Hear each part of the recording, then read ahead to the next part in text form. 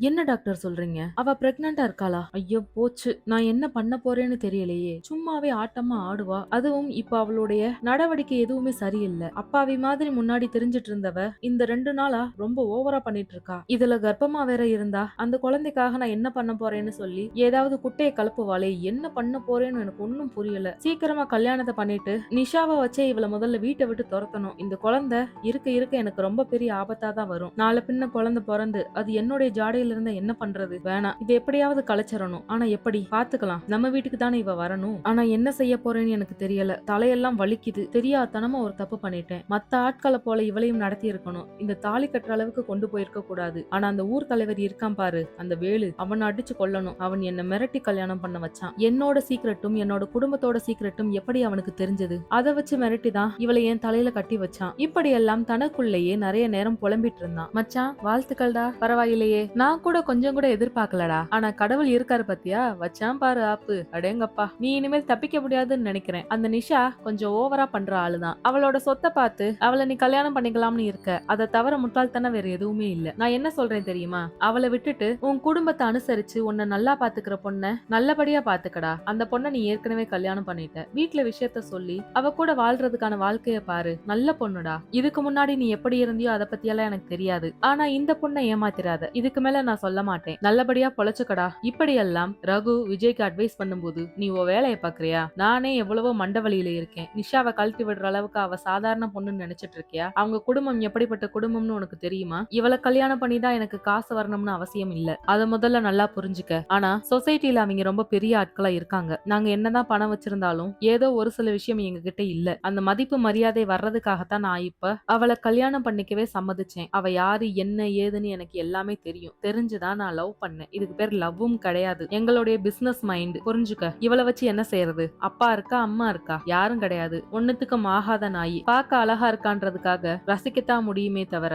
அதை கூடவே வச்சுக்க முடியாது. எந்த யூஸும் இல்லாத அழக வச்சு என்ன பண்றது? அந்த அழக வச்சு நானு ஒரு 10 வருஷம் வாழலாமா? அதுக்கப்புறம் அந்த அழகு இல்லாம போயிடும். அடுத்து காலங்கள் போக போக இவளை விட பேரழகி எனக்கு கிடைக்கும். போடா வேலைய பார்த்துட்டு கோளாறு சொல்ல வந்துட்டான். இப்படி எல்லாம் அவன் திட்டிக்கிட்டே இருக்க, சரி வா உன் பொண்டாட்டிய வந்து பாரு, அப்பாவாக போற, ட்ரீட் எதுவும் இல்லையா? இப்படி சொல்லி கிண்டல் பண்ணிக்கிட்டே அவனை கூட்டிட்டு போகும்போது அவனுக்கு பயங்கர கோபம். இப்போ 2 பேரும் நேராக அவளை பார்க்க போனதும் சக்தி பயங்கரமாக அழுதுட்டு இருந்தா. அவளை பார்த்ததுமே ரகு கேட்டான், என்னம்மா எதுக்குமா அழுகுறேன்னு சொல்லி கேட்டான். அதுக்கு, என்னுடைய வாழ்க்கையை தரங்கட்டு போய் தெரியுது. இதுல என்னுடைய பிள்ளைய வச்சு நான் என்ன பண்ண போறேன்னு எனக்கு தெரியல. நான் அப்பா யாருன்னு சொல்ல முடியும், நீங்களே சொல்லுங்கன்னு சொல்லி அவள் ஒரு மாதிரி அழுதுட்டு இருந்தா. இதை பார்த்த விஜய் சிரிச்சுக்கிட்டே, சொல்ல வேண்டியது தானே, எவன்கிட்டயோ ஏமாந்துதான் உன்னை பெத்தேன்னு சொல்லி இப்படி சிரிச்சுக்கிட்டே சொல்லும் போது, நான் அப்படி சொல்ல மாட்டேன். ஒரு கேடு கட்டவன் உன்னோட அப்பன், அவனை நீ தெரிஞ்சுக்காம இருக்கிறது நல்லதுன்னு சொல்லி வளர்ப்பேன். இப்படி அவள் முறைச்சுக்கிட்டே சொன்னா. அதை கேட்டதும் அவன் கொஞ்சம் கடுப்பாக வெளியில போக, இப்போ ரகு பொறுமையாக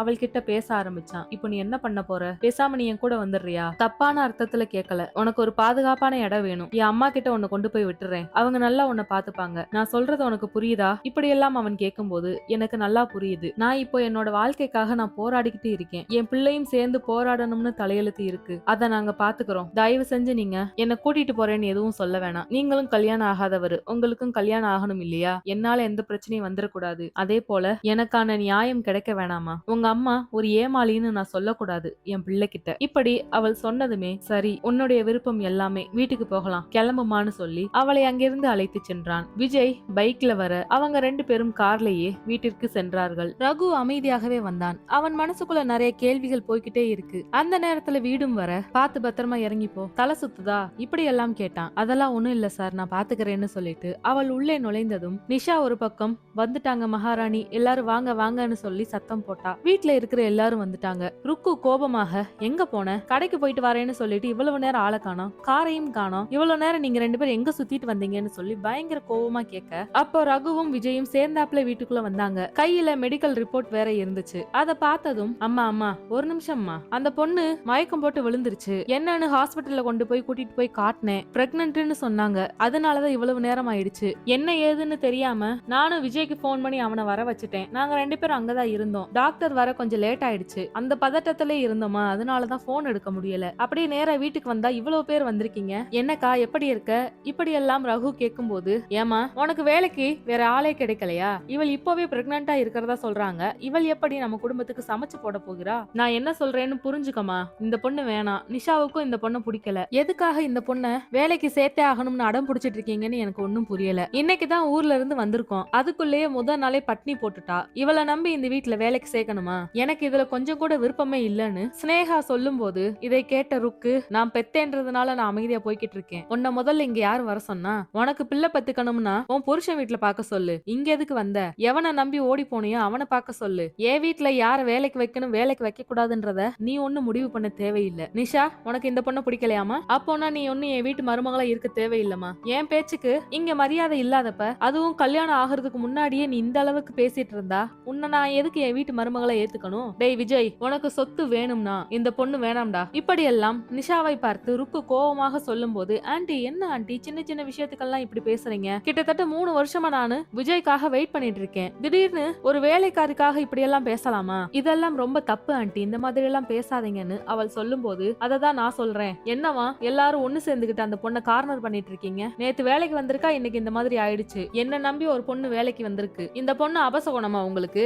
இப்போ இந்த பொண்ணு இங்க வந்ததுக்கு அப்புறம் தான் நான் கோவில்ல போய் உங்க நிச்சயத்துக்கு நாள் குறிச்சிருக்கேன். இவ்வளவு நாளா உங்களுக்கு நேரம் நல்லா இல்லன்னு சொன்னாங்க, ஆனா இப்போதான் நல்லா இருக்கான். இந்த கல்யாணத்துக்கு இவ்வளவு நாள் தடையா இருந்தது இன்னைக்குதான் சரியா நடந்திருக்குன்னா அப்ப இவள் வந்து அபசகுணமா? அப்ப நீதான் என் வீட்டு அபசகுணமான்னு சொல்லி அவங்க நிஷாவை பயங்கரமா திட்ட, இத பார்த்த ஸ்னேகா ஒரு பக்கம், என்னம்மா நிஷாவை போய் என்னெல்லாம் பேசிட்டு இருக்கன்னு சொல்லி கேட்க, உன்கிட்ட இதுக்கு மேல சொல்ல மாட்டேன். இது ஏன் முடிவு, இது ஏன் வீடு, இது ஒண்ணும் உன் வீடு கிடையாது, உன்னோட ராஜ்யமும் கிடையாது. நான் உனக்கு கல்யாணம் பண்ணி வச்சிருந்தா நீ என்கிட்ட 1000 கேள்வி கேட்கலாம், உரிமையோட பேசலாம். நீயே ஓடி போனவ, உனக்கு என்னடி? இப்படி எல்லாம் அவளை வார்த்தைக்கு வார்த்தை குத்தி காட்டிக்கிட்டே அங்கிருந்து ஓட வச்சாங்க. அதே நேரத்துல ருக்குவுடைய மூத்த பிள்ளையான ரவியையும் அவனோட மனைவி சத்யாவையும் பார்த்து, இப்போ உங்க 2 பேருக்கு என்ன, அந்த பொண்ண வேலையை விட்டு தூக்கணுமா? இப்படி எல்லாம் கேட்கும் போது, ஆன்டி ஆன்டி நான் ஒண்ணுமே பண்ணலையே, நான் அமைதியா தானே நிக்கிறேன். ஸ்னேகாவும் நிசாவும் பேசுனதுக்கு நான் என்ன பண்ண முடியும்னு சொல்லிட்டு அவங்க 2 பேரும் அங்கிருந்து வேகமா போக, இங்க பாரு, அவங்க சொன்னாங்க இவங்க சொன்னாங்கன்னு சங்கடப்படாத. ஓடி போனவனுக்கு பிள்ளைய சுமக்கிறமேன்னு நீ எதுவும் வருத்தப்பட்டு இருக்காத. குழந்தை பறக்கிறதெல்லாம் ஒரு வரம் தான், நீ சந்தோஷமா ஏத்துக்கப்பா. ஏதோ கோபத்துல வார்த்தையை விடுறாங்க, நீ என்ன நம்பி வந்துட்ட, நான் உனக்கான எல்லாத்தையும் பண்றேன். உன்னால முடிஞ்ச அளவுக்கு வேலை செஞ்சா போதும், பெரிய பெரிய வேலையெல்லாம் செய்ய வேணாம், சரியா? இப்படியெல்லாம் ருக்கு பேசுவதை கேட்டதுமே சக்திக்கு அவ்வளவு சந்தோஷமா இருந்துச்சு. சரிங்கம்மா, நான் சமைச்சு வைக்கிறேன்னு சொல்லிட்டு அவள் கிச்சனுக்குள்ள போகும்போது, இங்க பாரு, கடையில ஆர்டர் பண்ணியாச்சு, கொஞ்ச நேரத்துல வந்துரும், நீ போய் கொஞ்ச நேரம் ரெஸ்ட் எடு. நீ முதல்ல சாப்பிட்டியா?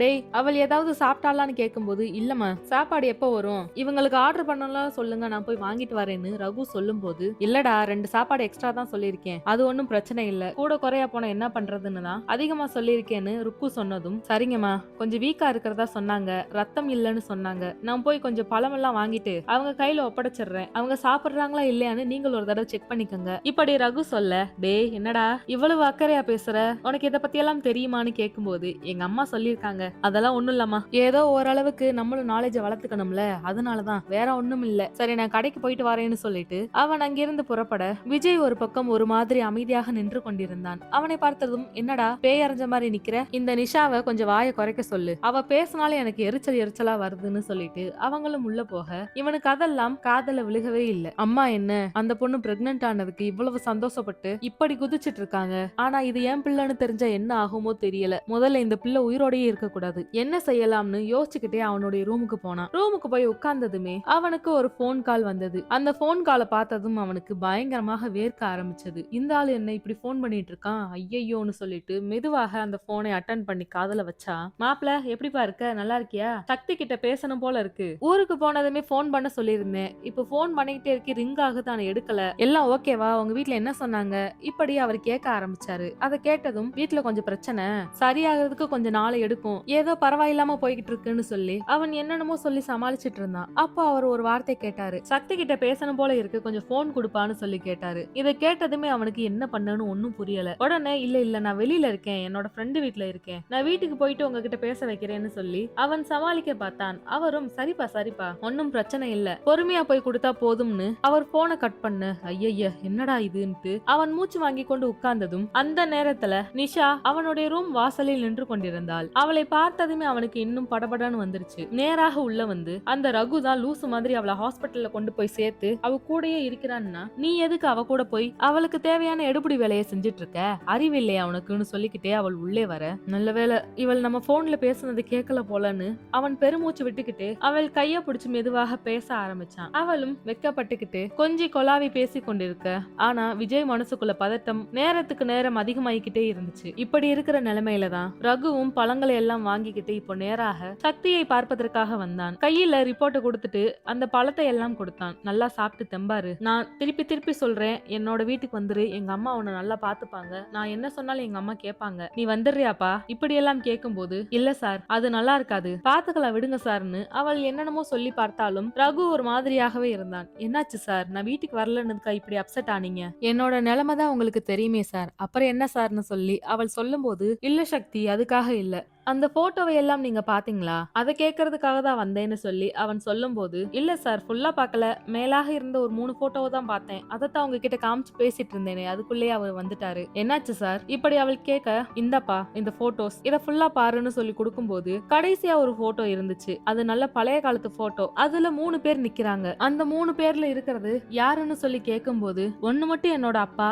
அது எனக்கு நல்லா தெரியும் சார், மத்த 2 பேருன்னு சொல்லி அவள் சொல்ல வரும்போது விஜயோட அப்பா எதுக்கு உங்க அப்பா கூட நிக்கிறாரு, அவங்க 2 பேருக்கு முன்னாடி தெரியுமா, இல்ல உங்க 2 பேருக்கும் ஏதாவது முன்னாடி இருந்த ஃபேமிலி ஃப்ரெண்ட்ஸ் இந்த மாதிரி ஏதாவது ரிலேஷன்ஷிப்ல இருக்கீங்களா? இப்படி எல்லாம் அவன் கேட்கும்போது இல்ல சார் அப்படி எல்லாம் இல்லையே, இதுல யாரு விஜயோட அப்பா? இப்படி கேட்க இதோ இவர்தான் நடுவுல நிக்கிறார்ல, பெரிய பிசினஸ் மேன், ஆனா வேட்டி சட்டையில தான் இருப்பாரு, சில நேரத்துல ஃபார்மலா பேண்ட் சட்டை போடுவாரு, பார்ப்பதற்கு எளிமையா தான் இருப்பாரு, ஆனா மிகப்பெரிய கோடீஸ்வரர். இவருக்கும் உங்க அப்பாவுக்கு என்ன சம்பந்தம்? இந்த போட்டோவை யாரு அனுப்பி வச்சாங்க? இதெல்லாம் அவன் கேட்கும்போது எங்க மாமா தான் அனுப்பி வச்சாரு. என்னன்னு தெரியலையே சார், உங்க போன் கொஞ்சம் குடுக்குறீங்களா, மாமா கிட்ட கொஞ்சம் பேசிட்டு சொல்றேன்னு அவள் கேட்க அவனும் போனை கொடுத்தான். இப்போ வேக வேகமாக வேலு மாமாவுக்கு போன் பண்ண ஹலோ யாரு இப்படி கேட்டாரு. அதுக்கு அவள் வேகமா மாமா நான் தான் சக்தி பேசுறேன்னு சொல்ல, சக்தி அங்க போனதுல இருந்து மாமாவுக்கு போன் பண்ணணும்னு தோணவே இல்லையா? இப்போதான் உன் புருஷனுக்கு போன் பண்ணி பேசினேன், ஃப்ரெண்டு வீட்ல இருக்கிறதா சொன்னாரு, அதுக்குள்ளே வந்துட்டாரா? சரி என்னாச்சு, பிரச்சனை கொஞ்சம் இருக்குன்னு சொன்னாரே. இப்படி எல்லாம் கேட்கும்போது மாமா மாமா ஒரு நிமிஷம், நீங்க போட்டோ அனுப்பி இருக்கீங்களே அது எனக்கு வந்து சேர்ந்துருச்சு, ஆனா அந்த போட்டோல ஒரு பழைய போட்டோ ஒண்ணு இருக்கே, எங்க அப்பா இருக்காரு, அந்த போட்டோல இருக்கிறதெல்லாம் யாரு மாமா? அந்த நடுவுல நிக்கிறது அது யாரு மாமா? இப்படி எல்லாம் கேட்கும்போது நான் சொல்றேம்மா, உன்னை பாக்குறதுக்காக சீக்கிரமா அங்க வருவேன், நேர்ல பார்த்துதான் சொல்லுவேன், அத பத்தி பேசுறதுக்காக தான் நானும் காத்துட்டு இருக்கேன், நீ எப்படி இருக்க என்னன்னு எனக்கு எல்லாமே தெரியும், இதெல்லாம் தெரிஞ்சு நான் ஏன் இன்னும் அங்க வந்து சண்டை போடலன்னு உனக்கு ஒரு கேள்வி இருக்கலாம், அத பத்தி எல்லாம் நான் பேசணும்னா நான் முதல்ல நேர்ல வரணும், சரியா? பார்த்து பத்திரமா இரு, இன்னும் ஒரு வாரத்துக்குள்ள நான் வந்துருவேன்னு அவர் சொல்லிட்டு மாமா இருங்க மாமா நான் இன்னும் பேசி முடிக்கலன்னு அவ சொல்லிட்டே இருக்கும் பொழுதே கட் பண்ணிட்டாரு. அவளுக்கு ஒண்ணுமே புரியல. மறுபடியும் போன் பண்ணா அவர் எடுக்கவே இல்ல. இத பார்த்ததுமே அவளுக்கு ரொம்ப டென்ஷன் ஆயிடுச்சு. என்னன்னு தெரியல, மாமா ஏதோ ஒரு விஷயத்த மறைக்கிறாரு, அவர் என்னைக்கு இந்த மாதிரி எல்லாம் பண்ண மாட்டாரு, என்ன ஆச்சுன்னு தெரியலையேன்னு அவள் புலம்பும் போது சரி இப்ப என்னதான் சொன்னாரு, இவ்வளவு நேரம் பேசிட்டு இருந்தாருன்னு சொல்லி ரகு கேட்கும் போது அவர் நேர்ல வர்றாராம், அவருக்கு எல்லா விஷயமும் தெரியும்னு சொல்றாரு, இங்க நடக்கிற எல்லாம் தெரியும்னா அப்போ ஏன் அவர் என்ன பார்க்க வரவே இல்ல? இப்படி அவள் யோசனையோடு கேட்கும்போது சரி சரி நீங்க ரொம்ப டென்ஷன் ஆக வேணாம், நீங்க ரெஸ்ட் எடுங்க, அதான் ஒரு வாரத்துல வர்றேன்னு சொல்றாரு, பாத்துக்கலாம். இப்படி சொல்லிட்டு ரகு அங்கிருந்து கிளம்பினான். அவன் போன கொஞ்ச நேரத்திலேயே அந்த வீட்டு வாசல் முன்னாடி ஒரு கார் வந்து நின்னுச்சு. அதுல இருந்து கீழே மகேந்திரன் இறங்கி நடந்து வந்தாரு, விஜயோட அப்பா. இப்போ அவர் நேரா உள்ள வரும்போது ருக்கு வாங்க, எப்படியோ உங்களுக்கு வழி கிடைச்சிருச்சு போல, இப்படி சொல்லிக்கிட்டே அவரை கூட்டிட்டு போனான். 2 பேரும் கொஞ்ச நேரம் பேசிட்டேவும் ஏங்க இந்த கல்யாணம் முக்கியமா தேவையா? ஜோசியம் பார்த்தேன், ஜாதகத்தை பார்க்கும்போது 2 பேருக்கும் பொருத்தம் கொஞ்சம் கூட இல்லன்னு சொல்றாங்க, இந்த கல்யாணத்தை பண்ணியே ஆகணுமா? அதனால நான் ஜாதகம் எதுவும் கொண்டு போகாம நல்ல நேரம் மட்டும் குறிச்சிட்டு வந்துட்டேன், இன்னும் ஒரு வாரத்துல நிச்சயம்னு சொல்லும் போது இங்க பாரு நம்ம ஒரு கிரிமினல் குடும்பம்னு எல்லாருக்கும் பதிவாயிடுச்சு, அந்த பேரை மாத்தணும்னா இந்த மாதிரி ஒரு பெரிய பேர் இருக்கிற சம்பந்தம் தேவைப்படுது, அதனாலதான் நானு விஜய சம்மதிக்க வச்சேன், இது எல்லாமே ஒரு பிளான் தான், இல்லன்னு நான் சொல்லல, எப்படியோ அட்ஜஸ்ட் பண்ணி நம்ம வாழ வச்சிடலாம், கவலைப்படாத, நம்மளுக்கு அவன் வாழ்க்கையை விட நமக்கு தேவையான விஷயம் தான் கிடைக்கணும், அதுதான் அவனுக்கும் முக்கியம், பின்னாடி வேணாம்னா டைவர்ஸ் பண்ணிக்கலாம், ஒன்னும் பிரச்சனை இல்ல, ஆனா கொஞ்ச நாளாவது வாழட்டும். இப்படி எல்லாம் பேசிட்டு இருக்கும் போது அந்த நேரத்துல சக்தி அங்கும் இங்குமாக நடந்துட்டு இருந்தா. அப்ப வெளியில ஒரு கார் நிக்கிறத பார்த்ததுமே நேராக யாருடைய காருன்னு அந்த வீட்டை கிராஸ் பண்ணும் பொழுது அவள் முதல் முறையாக மகேந்திரனை பார்த்தாள். அந்த போட்டோல இருக்கிறது இவர்தானா? ஓரளவுக்கு அந்த ஜாடையில தான் இருக்காங்கன்னு அவரையே குறுகுறுன்னு பார்த்துட்டு இருக்க. அப்போ இதை பார்த்த மகேந்திரன் யார் அந்த பொண்ணுன்னு சொல்லி கேட்டதும் அவளைத்தான் வீட்டு வேலைக்கு சேர்த்திருக்கோம், மாசமா இருக்காங்க, புருஷை வேற விட்டுட்டு போயிட்டான், ஏமாத்திட்டு போயிட்டான். அப்படியா? சரி சரி நல்லா சமைக்கிறாளா? இப்படி கேட்க சூப்பரா சமைக்கிறா, அதெல்லாம் ஒண்ணும் பிரச்சனை இல்லைன்னு சொன்னதும் ருக்கு வேகமா சக்தி இங்க வா இப்படி கூப்பிட்டு மகேந்திரன் கிட்ட இன்ட்ரோடியூஸ் பண்ணி வைக்கும் பொழுது அவள் குறுகுறுன்னு பாக்குறத விட மகேந்திரன் இவளை குறுகுறுன்னு பாத்துட்டு இருந்தான். உன்னை எங்கேயோ பார்த்த மாதிரி இருக்கேமான்னு சொல்லி கேட்கும் போது, இல்ல சார், நான் என் கிராமத்தை விட்டு வெளியில வந்தது கிடையாது. இப்படி சொன்னதும், எந்த கிராமம், எங்க இருக்க, இதெல்லாம் விசாரிக்க அரியலூர் பக்கம் சார். இப்படி அவள் வேற ஊரை சொல்லிட்டு எனக்கு கொஞ்சம் ஒரு மாதிரி இருக்கு, நான் வெளியில காத்தோட்டமா நடக்கிறேன்னு அவள் அங்கிருந்து வேக வேகமாக புறப்பட்டாள். ஆனா மகேந்திரன் யோசிச்சுக்கிட்டே இருந்தான், இந்த பொண்ணு நம்ம எங்கேயோ பாத்திருக்கோமேன்னு. சக்திக்கும் அந்த மகேந்திரனுக்கும் அப்படி என்னதான் உறவு? இவங்க ரெண்டு பேருமே ஏதோ ஒரு வகையில சம்பந்தப்பட்டிருக்காங்க. அப்படி இவங்க ரெண்டு பேருக்குள்ள என்ன இருக்குன்னு இனி வர எபிசோட்ல நம்ம பார்க்கலாம். நம்ம சேனலை சப்ஸ்கிரைப் பண்ணுங்க, லைக் பண்ணுங்க, ஷேர் பண்ணுங்க.